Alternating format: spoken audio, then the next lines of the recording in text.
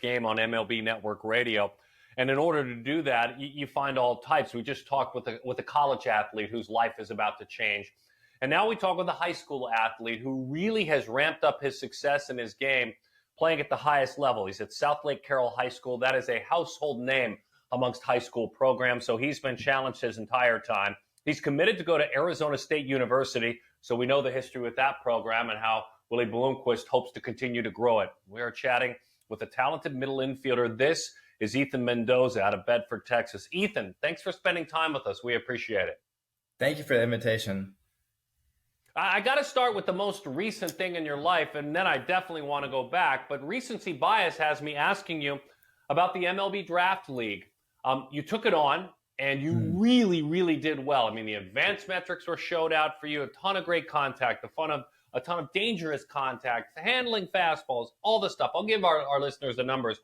But for you, why did you choose the Draft League? And tell me the rewards that you got from being a part of it. So I chose the Draft League because it's like a professional experience. I mean, you play every single day.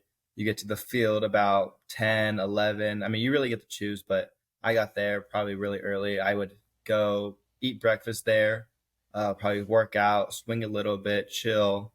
And then just like I would get ready for the day, go out on the field, take ground balls. I'll just be at the field the entire day. And that's like something I wanted to experience. I want to see how professional lifestyle is lived.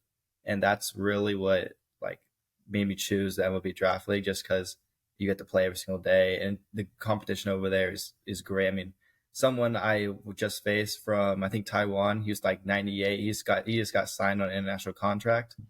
And like those are the people that are out there. I mean, just great competition. And so for you, for our listeners, he triple slashed 396 with a 431 on base with a 563 slug. You did that in 13 games. We had 19 hits. That was kind of laughable. You also had 5 stolen bases. So talking about the actual baseball side of it, you succeeded. For you, whether it's something mechanically, whether it's something you simplified, why did you succeed? Why did you put up those kind of numbers? I think, so I probably have to go back a little. So in October, I tore my rotator cuff. So that also was like a main thing of why I went up the Draft League, to get more reps and just see better competition. And I came back a little sluggish. Like I didn't obviously hit as well as I have been like probably like last summer and the fall, just because, I mean, it's just hard. And so I got up there and I hit every single day with the hitting coaches, and it was Jesus and Tim. I mean, they were great coaches up there. And then also Dave Tremblay, he was our head coach, and he really taught us so much about the game and the pro experience. He managed for the Orioles, a bunch of MLB. He's been in the MLB for so long, just managing. So shout out to them. I would hit every single day with Tim and Jesus. They taught me really a lot about like how to play the game the right way, and just how like, because I had to figure out my swing a little bit more, and they helped me with all the mechanical stuff, and then just the constant reps that they would just like feed me every single day, that really translated to the game really, really well. And so it was just more about like putting everything together, and it just clicked during that time. All right. So if you were in a transitional stage, evolving, as you said, with your mechanics, and this is Ethan Mendoza, a very talented middle infielder, an ASU commit of 2023 out of Bedford, Texas, and certainly the draft a part of the discussion with him, and that's what makes this exciting. But what were some of those things that you fine-tuned? You're talking to an old minor league player as well, myself, albeit a pitcher. So you won't lose me if you go into detail when you explain it. What were some of those things you fine-tuned? Because after you answer, I want to tell you what I saw on video of your swing, but I'd love to know some of the things that you fine-tuned, if you will. So I started, my hands when I got there were probably even with my shoulder, maybe just a bit above. And that really caused me to hit more ground balls. I couldn't really elevate the ball that well, and I wasn't getting that much like power in my swing. And I talked to Jesus about it, and he was basically saying how if I got my hands a little higher, kind of towards my ear, it creates more like, I guess, a whippy action, because I have like a bat tilt.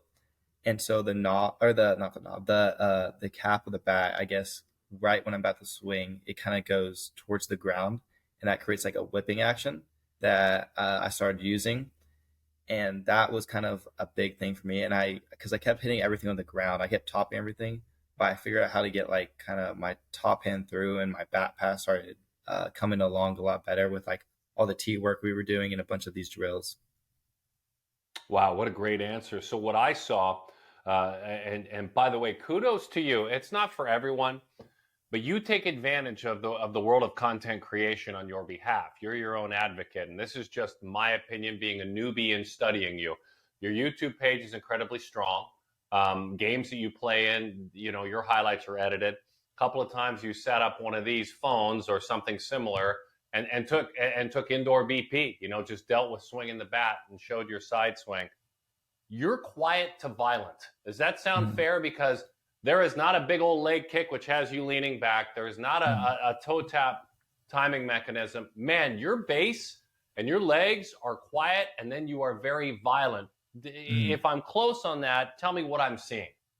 Yeah, so basically, I guess it started my junior year, probably third round of playoffs. I was getting like spammed with off speed, and I was out in front of all of it, and I couldn't really, and so I like realized I had to make an adjustment, and so I saw, I don't know who it was, I can't really remember, but I was watching Twitter, and I was like, I saw like a no stride, and so I tried it out in the cages, and I really really liked it, and so after that point, it just kind of evolved and evolved to where what it is now, it's just kind of my base is a little wider, I guess, than my shoulders.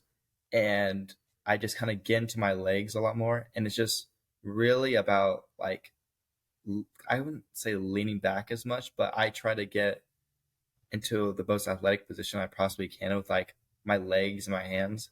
And I'm just trying to create like a whipping action, I guess you can say, with the bat. And that really like, it's like trying to see the spin of the baseball. So that really is like a big thing for me, is just trying to see pitches really well and seeing it deep, and just try to like kind of stay calm, as you said, but then explode out of it. Yeah, I would have hated dealing with a guy like you. We need to have you guys falling over and drifting out and doing all that stuff. That would have been awful. And you're doing it with damage, as we saw those numbers. It's interesting. The draft league shared and you reshared it, but on their advanced metrics social media, the fact that at one point during the year, 77% of the baseballs that you hit were either hit to center field or to right field, meaning you were letting it travel, you were trusting your hands. Are there specific drills and or times when you're not in team practice that you love to do to kind of fine tune your swing? Because to have that confidence, you said like you saw a no stride swing, but to have that kind of confidence to really trust your hands, I'm guessing you work at that quite a bit. Any drills you'd recommend for young hitters out there? Yes, so there's this one I saw, and it's Bo Bichette doing it actually. And so what it is you want to stand where you normally stand in the box, but you want to put the tee as like on the black on the inside part of it. And what I do is I like it low. Like I always focus on hitting the low pitch, because I feel like I can hit the high pitch really, really well, but it's the low pitch that sometimes gets me, because sometimes I swing straight down on it instead of, I guess, hitting the bottom of the baseball and trying to backspin it. So what I do is I put it on the inside part of the black, and I try to really force my hands inside and hit a line drive up the middle every single time. And at first, I could not do it because I had a problem with hitting the outside of the baseball, which you never really want to do because it creates that like pull side spin, and just it's just a foul ball pretty much every time. So you always want to try to hit the inside of the baseball.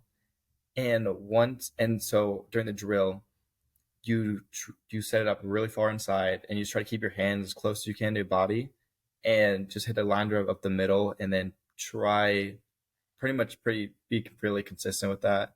I mean, it took me probably about 5 months, I think, to be able to do it pretty much every single time. I mean, it took me a really, really long time how to do that. And that translates so well to the game, because I used to hit balls foul all the time. And now I rarely pull off a ball and hit the outside of the baseball and just hit a foul ball. I mean, it translates so well to the game, because I mean, I personally think like most pitchers are going to try to go outside of you. I mean, there's very few that can consistently go inside with every single pitch. Like eventually they're going to miss. I wouldn't say a miss, but like even outside black, like you got to be able to hit that because that's a strike every time. And so I think that drill has really helped me hit the ball the other way and up the middle, very consistent and very hard. Wow, what a thoughtful answer, and what good advice for our younger hitters that are listening. Robert and Andrea, your parents' name, is that correct? Yes. Yes, it Both is. educators, yes? Yes, both teachers. Yeah, tell me a little bit about mom and dad, their journeys certainly, but more importantly, how they've impacted your life. You're at a kind of a bridge that you're about to cross over in your life, and your dad helped us get the shot set, which I appreciate. But tell me a little bit about your parents and the impact they've had. So my dad, he's been a head coach in the DFW area for a long time. I mean, he's pretty well known, I would say. He helps like coach like this organization over here. But so when he was younger, he was born in El Paso. He went to Wayland Baptist University, played baseball, which is an AIA.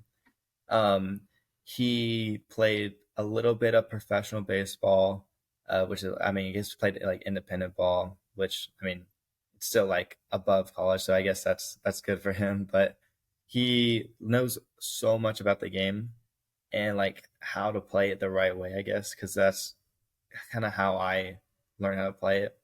It's just running everything out, playing as hard as you can, like every single time, because you really never know who's gonna be watching you. Like even if you don't see anyone, there's gonna be people who talk about you and just they're gonna ask about you.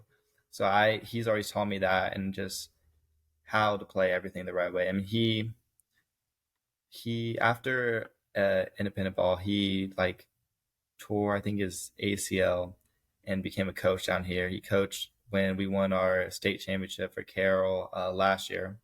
He's really coached me my entire life, so he's been a very big part of like my successes. I would say he throws BP to me every single day, and what I've been told is like when we would do like our workouts, he would throw BP, and they were like, "Wow, he is some really really good BP. Like you're very very blessed." And I'm like, "Yeah, I know. He's a really big part of like my successes hitting wise."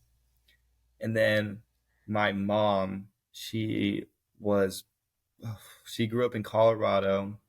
She ran track in high school. I mean, she went to Wayland Baptist as well, just for education.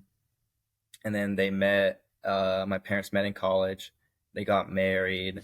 My mom followed my dad like with professional baseball, and then after it all ended, I mean, they settled down in the DFW area, and we've kind of been here ever since. I mean, they're both educators. They both are just like just like great people overall.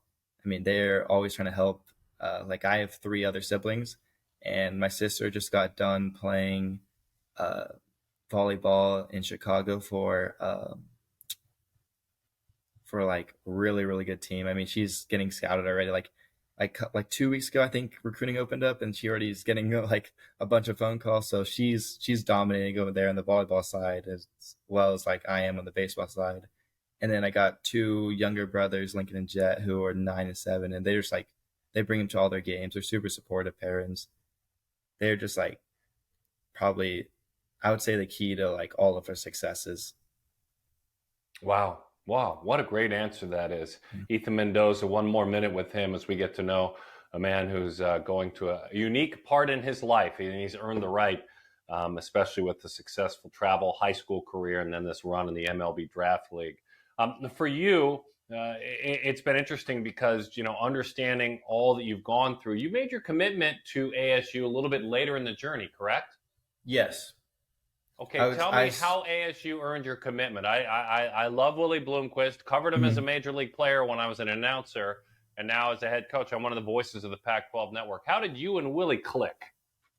So I committed last February, and as crazy as that sound, that is late, as you said, even though it's like beginning of my junior year. Like most people commit probably sophomore summer going into junior year, or maybe sophomore. Those days are over year. Now, which is cool. But yes, you're right. Which is just crazy to think about. But like I didn't think of it that way. I mean, I knew it was gonna come. Like I guess part of it was ASU was probably my first Power Five offer I think I got, and I think that was a part of it because I guess I was a little smaller growing up. Like I'm still not the biggest dude at all, but like even my freshman year, I was probably like 5 foot, maybe like 100 pounds. And then sophomore year, probably 5'4", 5'5", like 130. And then junior year is really when I started to put on weight. And that's kind of when everything started to click, like with college. After I committed after I committed to ASU is really when everyone else started offering. But I was like, I mean, I think they waited too long, and I think that the part that Willie like believed that I was going to become like what I am now was like a big part of my commitment to him. I mean, he's been great. He's always checking up on me. I mean, all the coaches, they give me a call like every couple of weeks, just checking up on me, seeing how I'm doing, and that's like a big thing for me, though, the relationship standpoint. I mean, the history over there is really nothing you can't really trade that for anything. Like, and I think we're gonna be very, very good going forward. We haven't been really good the past couple of years, but Willie's really turning the program around. Like even last year, we had a pretty good season. I mean, we didn't make a regional, but I thought we should have, but we didn't. And then if everyone goes to ASU like we're supposed to, maybe we're going to be really, really well. I think we'll start dominating the pack and then hopefully make a regional and super and then hopefully go to the College World Series. I mean, that would be the dream, obviously, and that's what Willie's been preaching about. So I'm excited to possibly get to ASU. I mean, both options are really, really good. Yes, they are, Ethan, and good stock in getting to know your parents and tied to baseball history too with Mario, Evan, and Luis Mendoza. I mean, there's a lot on your side, and you have not messed that up. You've taken really good charge of your life, my friend. Congratulations on where you are. Best of luck, and look forward to seeing where the future takes you. You've been good to this game, and this game is going to be very good to you now. We really appreciate your time. Thank you. Thank you for the invitation again. Ethan Mendoza, what a great conversation. Future incredibly bright. More when we come back on MLB Round Trip with Perfect Game. You're listening to MLB Network Radio.